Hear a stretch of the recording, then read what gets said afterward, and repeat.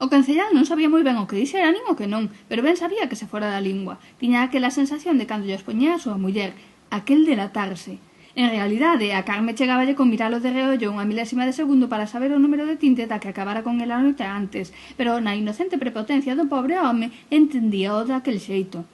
O caso é que tiña aquela sensación de desacougo. Tiña que falar con Andrés para ver como ía a cousa, aínda que non lle apetecía moito porque de velo tiña que poñerse en plan pai protector. Colleu alento e chamou, sentiu certo alivio cando viu que non lle respondía, e despois de 3 cafés ben cargados, chamou para quedar cos amigos. Interrompiu no Andrés, díxolle que non facía falta que o controlase, que ben sabía o que tiña que facer, e que xa que se molestara, debía saber que estaba todo a punto de caramelo, que en canto fixesen o reconto chamaríano. El, se xa tiña idea de rematar no Venus, de escoitada aquela noticia, ia rematar ali máis que seguro. Andrés colgoulle ca rabia de quen lle colga un xefe pesado que non dá tregua e seguiu o maniobrar dos helicópteros do hangar.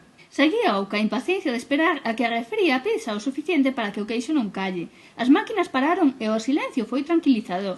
Abristes os maletíns? Preguntou Ramón entrando pola porta ca mirada triste. Xa te desfixeches de xiana, Seica? Dixo Andrés sen quitarlle ollo aos maletíns. Ramón non respondiu, achegouse a un montón de maletíns e comezou a abrilos. Alberto foi polo outro lado, mentres Andrés non se movía. Hai tantos como... preguntou. Ben botar unha man e xa o contas, respondiu Ramón con frialdade. Andrés fixolle caso, porque non era unha resposta enxeñosa, era unha orde, e si que había tanto como lle contaran, e non era capaz de entender a decepción na cara de Ramón e a ansia por abrir todos os maletíns. Cando remataron, Andrés dixo que ia chamar o concellal e Ramón impediullo. El preguntou por que o fixera e xusto cando ia responder e solucionar todas as súas dúbidas, soou o teléfono. Non o del, senón o meu. Non quero nin imaginar como chegou ao seu bolsillo, pero a verdade é que non hai que facer moito esforzo para adiviñalo. Un dos dous tivo as mans demasiado longas durante o período de semi-inconsciencia do baile. Ramón mirou quen era. Na pantalla saía Sandra.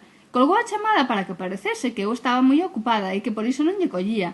Despois borrou os arquivos e volviu a agardar. Parece que Paco non está facendo moi ben a súa parte. Idelle botar unha man, dixo Ramón.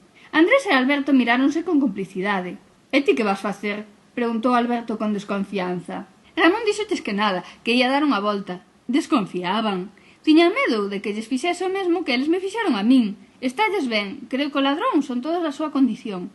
El notouno, e non había. Tiñan unha mala cara que para qué, así que lles dixo que quedasen eles ca clave, que el era mellor ca eles e que confiaba nos seus amigos, aínda que non o merecían. A eles valiulles o comezo, porque pensaron que se non tiña a clave de acceso ao recinto non podía entrar, e só eles o poderían facer, así que se Ramón se fiaba deles é que era de fiar. Claro que despois de camiño á casa para axudarlle a Paco a entreter a Sandra e a Alicia, pensaron que cedera demasiado rápido para ser peseteiro como era. É que igual o da clave non valía, é que igual... Total, que acabaron chamando para ver que facía. Pillárono na cociña de Sandra, e case o matan dun infarto. Estaba dando voltas, quería ver onde era o mellor sitio para deixar o móvil para que eu non sospeitase que mo collera el, nin que estivera no seu piso despois tratando de agachalo.